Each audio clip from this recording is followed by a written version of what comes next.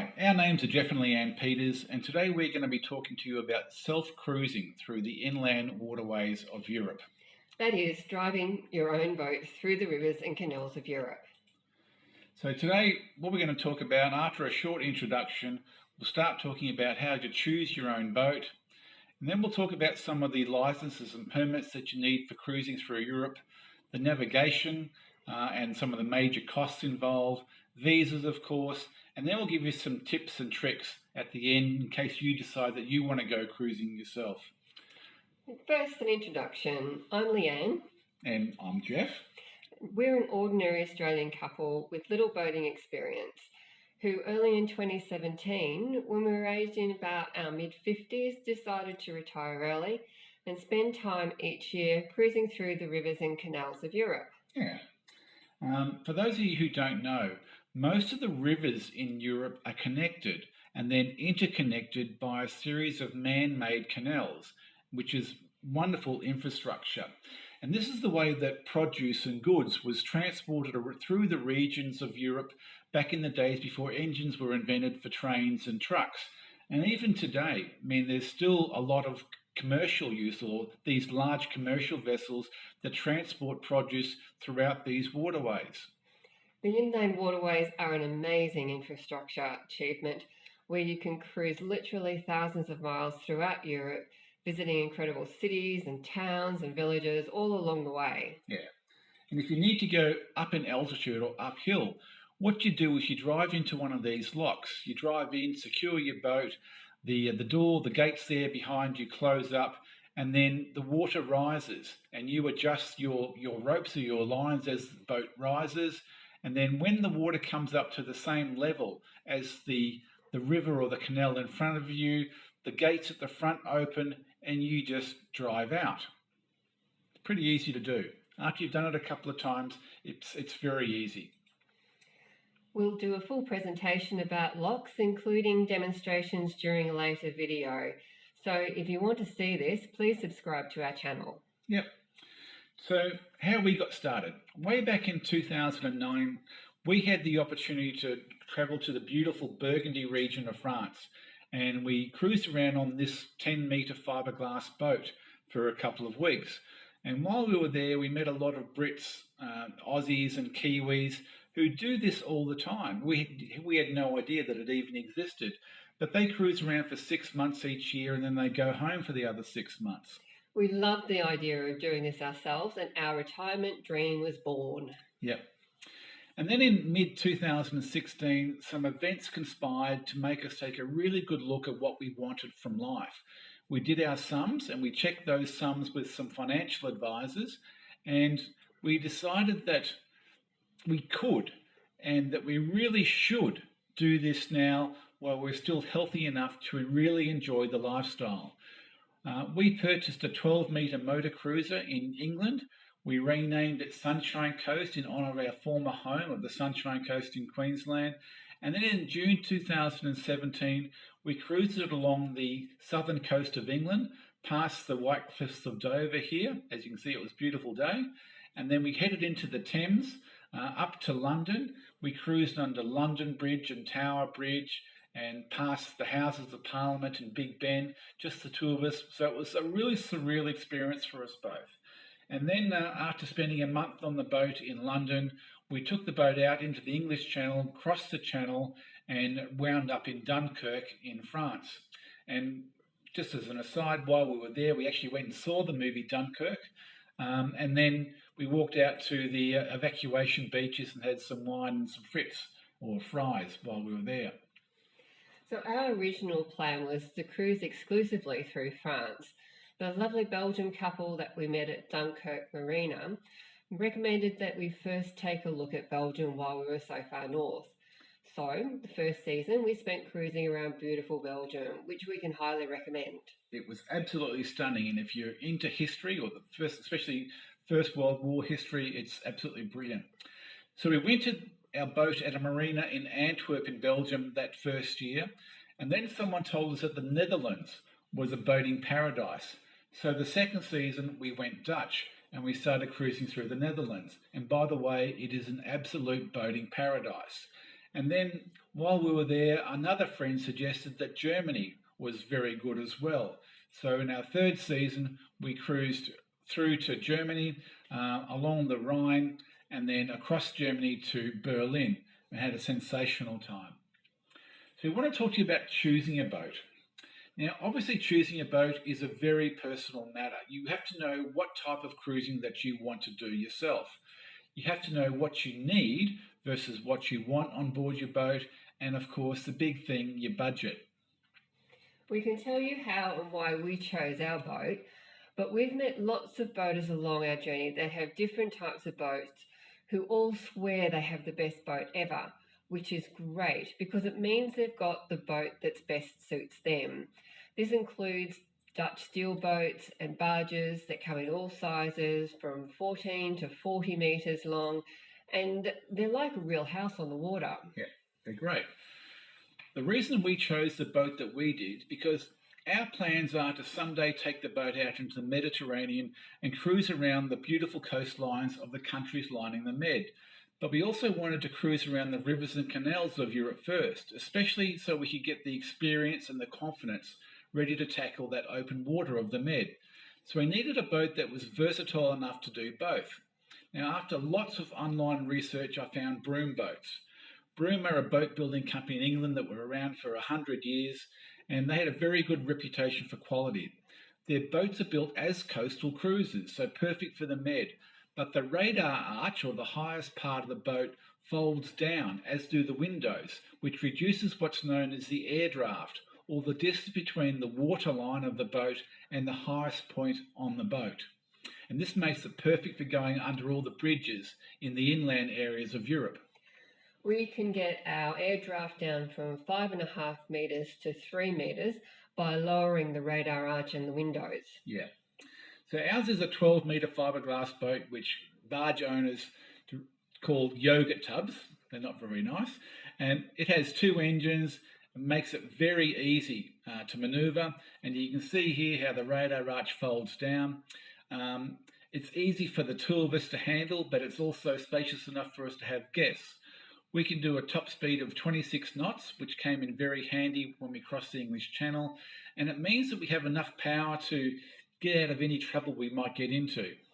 We have an aft cabin layout with an island or walk-around bed, it has an ensuite, and up front we've got another cabin with 2 single beds and another bathroom. The galley is small, but it has everything we need, although we are thinking of adding some extra refrigeration. Yeah. That would save going to the supermarkets quite so often. We have a generator, but we're also thinking of installing an inverter so we can use the coffee machine and other appliances without having to turn on the generator. We also added a washing machine to the boat during our second season, and it's been a great asset. Yeah. We'll try and put a link to a tour of the boat at the bottom of this page so you can take a look if you're interested. Barges are very popular, and many of our friends have these. You can get them any size, but most are between 17 and 30 metres. They've got lots of rooms with virtually full-size kitchens, bedrooms, bathrooms, and if you were going to live full-time on a boat, we would probably go down this route. Yeah. But from our perspective, the downside to barges is that they obviously can't operate the Mediterranean, which, as I said, we want to do, or really any open seas. They're usually heavy boats with only one small engine, so there's certainly a lot more work involved with berthing and manoeuvring these boats. And we're not really into work, are we? No. No, we're not. Whatever you do, my recommendation would be that if you're considering cruising around the inland waterways, first do your research. Hire a boat for a few weeks, and while you're there, go and speak to other people. Ask them if you can have a look around their boats and get as much information as you can.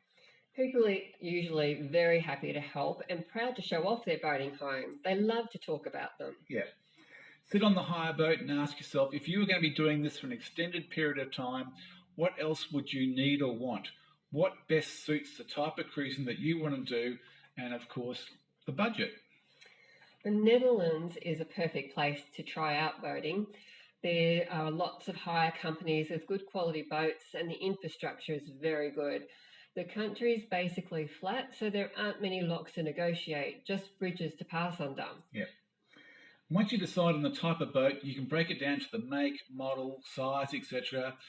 You can check online for your purchasing options. What I did is I made a short list and then I came up with a favourite from that short list. I then travelled from Australia to England and to personally inspect the boat. I conducted a sea trial, tested it out, but the most important thing I did was arrange for a professional survey report on the condition of the boat. It will save you money. I also got a report on the most expensive part of the boat, which is the engine. So get a professional mechanic to give you a report. I then sat on the boat for a couple of hours to get to know it and, thought to myself, where would this go? Where would that go? Now, I'd never really driven a boat this size before, and it was a bit intimidating at first, especially the berthing side of things. But after a while, it became very comfortable, and after a few weeks, we were very confident in our ability and we were able to park her on a sixpence. Our boat is registered and insured in Australia. Because we both only just have Australian citizenship, we don't have any other citizenship, we didn't really qualify to keep it registered in England or any other European country. The only other option was having it registered in Jersey, but we wanted to fly the Australian flag. Flying the Australian flag's been an advantage to us though. Most people assume we're Brits, but once they find out we're Australian, especially in France, they seem more willing to help because we're a bit of a novelty. And we haven't invaded their country at any time recently. Yeah. So we're talking about licenses and permits. Now, when all this started, all I had was a Queensland boat license. And when we got to England, I was really surprised to find out that you don't need a boating license to drive a boat around England.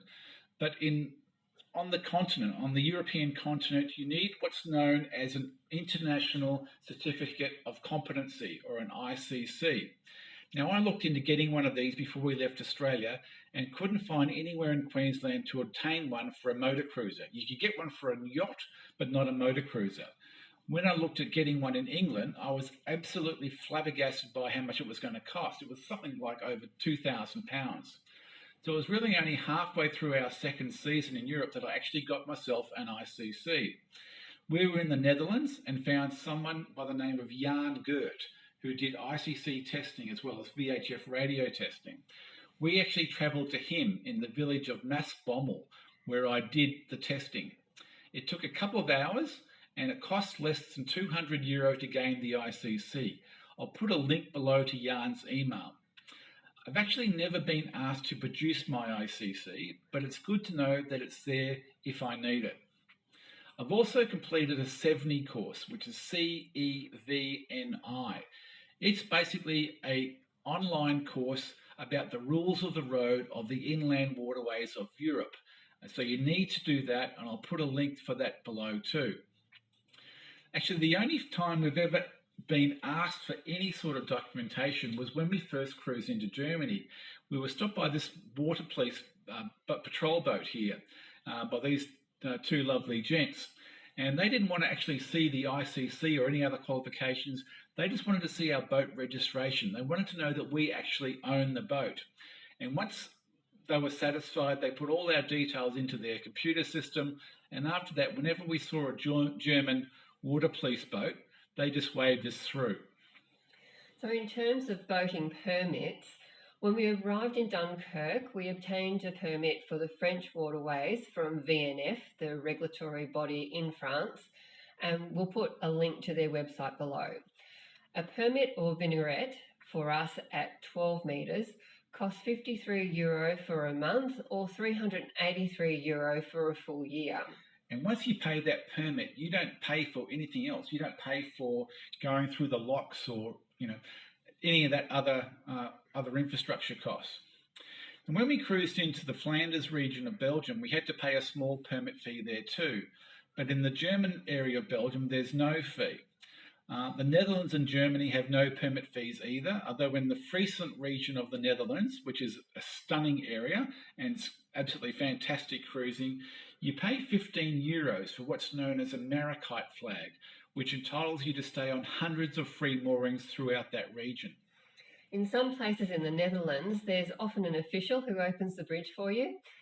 As you pass, he'll hold out a wooden clog at the end of a pole. You put a couple of euro into the clog as you pass through, and that's basically your toll fee for passing through the bridge infrastructure in the area. And it's recommended that you do put some euros in because you might be waiting a long time for the next bridge if you don't. So now we'll talk about navigation and costs. So navigating through the rivers and canals is very easy. Basically, if you can drive a car, you'll be able to get by. Obviously, there's no tides to worry about. The conditions are usually very calm on most rivers and canals. You haven't even got any current.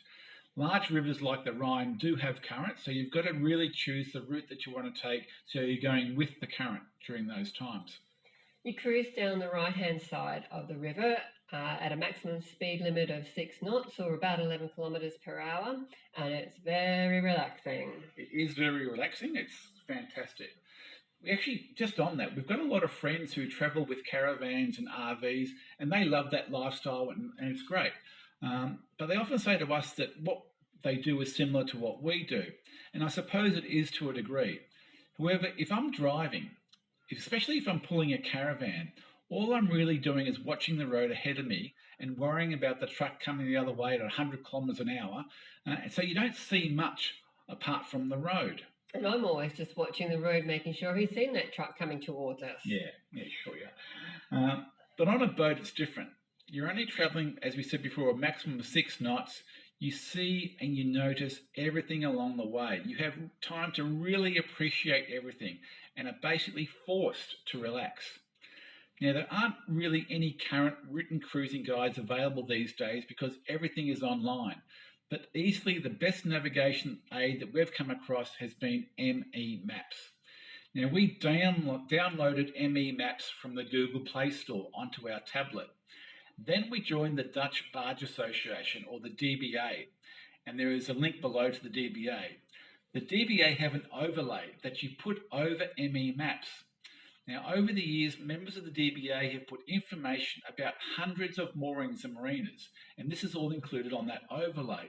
This information gets updated by members as they travel through those regions. So, for example, if the cost of a marina has increased, for example, then the person travelling through will update that cost. There's information about free moorings as well as where you need to pay, information about the town or city, supermarkets close by, train and other transport options, best restaurants, costs involved, even the water depth where you'll be mooring the boat. Yeah, we use it every day and it's been absolutely invaluable. We're often asked how hard it is to find somewhere to stay as we travel through the rivers and canals. The answer to that is it's very easy. There are lots of commercial marinas, and many of the cities and towns along the canals provide mooring places to encourage visitors. Some of these are free, some of them you pay for, but compared to places like Australia and England, the cost of staying in a marina in inland Europe is very low. Yeah. Our experience has been that we pay from about €1 or between €1 and €1.50 per metre per night in the marinas. This usually includes power, water and internet. So we're 12 metres, so we pay about 18 or up to €18 per night. We'll let you do the conversion to your own currency for that. But over the last couple of years, cruising through the Netherlands and Germany, we have on average spent just over 50% of our time on free moorings. These are everywhere. Now, here's a photo of us right in the centre of major city of Berlin. And you can see us, that's us on the side there. In the background, you've got the Reichstag building, the German Parliament building. That's how central we are. And it was the same case in Amsterdam and other major cities as well. Most of these don't have any facilities like water and power, but we're able to spend about 7 nights out before we need to head into a marina to fill up with water and get onto shore power. Yeah.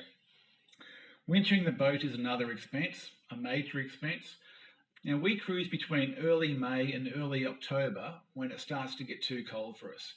We wintered the boat at a marina in Antwerp in Belgium for the first 2 seasons. It was out of the water on a hard stand in a secure area and cost around €1,250 for the 6 months. Then the 3rd season, we found a marina in Germany who had just built a new warehouse. So we kept the boat. It was more expensive. It was slightly more expensive, but it was worth it because the boat is inside and out of the elements. Make sure you know exactly where you want to winter and try and book well ahead. So on to visas. I have to say this section really applies to Australians, but there might be some information that helps other nationalities as well. Yeah. So most European countries are part of the Schengen Zone, which means that there are really no internal borders within Europe. When you pass from one country to another in Europe, nobody, including people from outside of Europe, need to show passports or ID.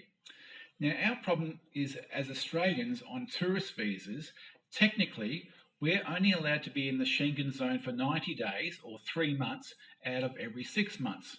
But we want to cruise the waterways for 5 or 6 months. How do we get around that?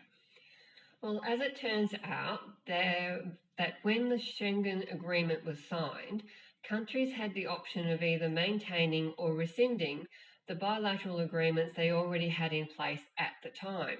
And 8 European countries, countries like Austria, the Netherlands, Belgium, Germany, Italy, Finland, Sweden, and Norway, all signed agreements with Australia way back in the early 1950s, and these agreements are still in place. So Australians and probably other nationalities are able to spend additional time in Europe if they manage the system correctly. So the way it works is, say we fly into France and cruise around on the boat virtually anywhere in Europe for 3 months. Then we leave after our 3 months and go to a non-Schengen zone country like the UK or Cyprus, even if it's only for one day. Then you have to fly back into one of the countries we mentioned earlier, one of these countries that has the agreement with Australia. And then you're allowed another 3 months in that country. Now, technically, you're not supposed to leave that country, but with no internal borders, you can really travel anywhere within Europe. But you have to leave again from the same country. Yeah. So, for example, in 2019, we flew into Belgium and picked up the boat in the Netherlands, in Antwerp. We cruised across Belgium into the Netherlands, down into France, along the Moselle to Luxembourg, and then into Germany.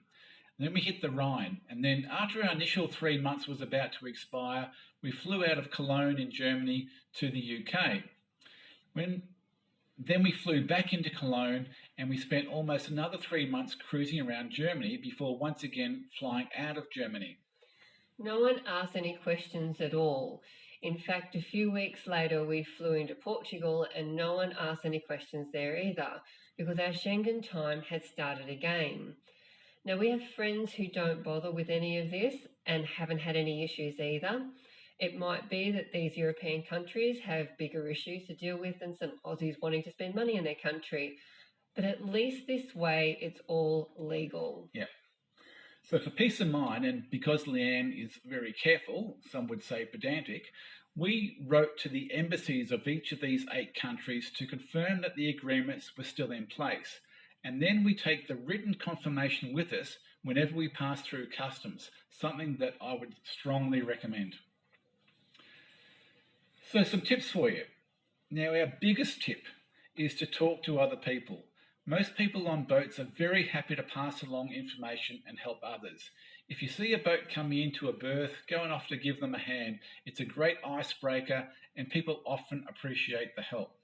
We're often invited aboard other boats and we talk about must-see places, tips on boating, and many other things. We've made so many friends cruising around, so don't be shy. Now, of course, you don't spend all of your time on the water. The whole idea is to travel to locations, cities, towns, and villages to get involved with the culture in those places. In this case, culture is a wine festival, isn't it? Of course it is. It's great to meet people and make new friends. We try to get to locations where we can be involved in events or festivals, and it just adds to the amazing experience that we enjoy. Now, there are a couple of Facebook pages that we would also highly recommend. The first is Wobbs on Barges. The first is Women on Barges. That's abbreviated to Wobbs. There are about 2,500 Wobbs members, including me, on Facebook.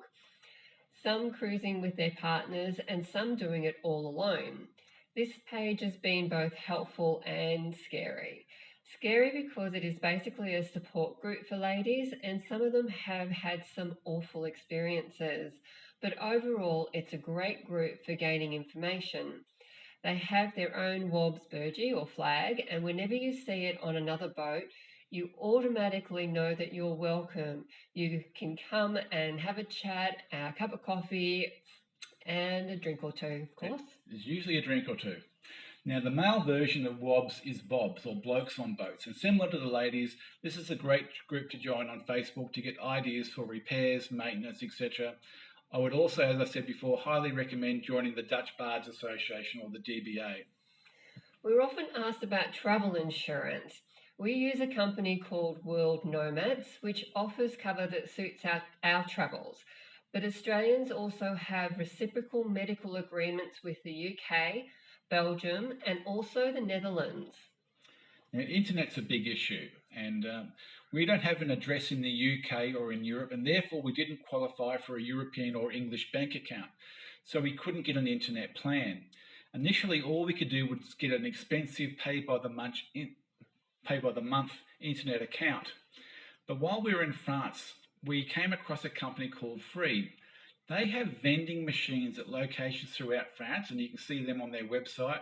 And we were able to purchase a SIM card, giving us 40 gigabytes for about €20 per month. And that's the best deal we've been able to come by so far. We eventually got an international bank account through a company called TransferWise, and I'll put their website details below too. But that basically gives you a UK or a European or an American bank account, whatever you really want to do, and it's a wonderful asset, and it's much cheaper to use them to transfer money internationally as well. Another tip, especially when you're just starting out and don't have a lot of boating experience, don't hesitate to call ahead to the marina you are visiting and ask someone to come out and give you a hand to berth. They're more than happy to help. Yeah. Another one is the more you know about the boat and how it works, the better you'll be. Get in and under all of the hatches, find out what leads to what, find out where things are located. I recently took the opportunity to do a marine diesel maintenance course so that I can now service and maintain our engines myself. Of course, YouTube is another great help asset as well. You will make mistakes. We certainly have, and we still do. But don't worry, just learn from them, and remember, the mistakes are the ones that make the great stories over drinks. Yeah, not so much at the time. Now, we'll be making some more videos about our travels. We basically travel full time. We cruise on our own boat, as we said, between May and October, and then we continue our travels. I conduct lectures aboard cruise ships. And then we will fill any gaps by doing some pet sitting, which we absolutely love. We'll be doing some more videos about those options and post them on our YouTube channel, so make sure you subscribe. If you have any questions about self-cruising, our Facebook page is Retired Afloat and our website is retiredafloat.com. So don't hesitate to give us a call or contact us some way and ask any questions. So that's it from us. Hope you've enjoyed the video, and we'll hope to see you on the waterways at some stage. Bye for now.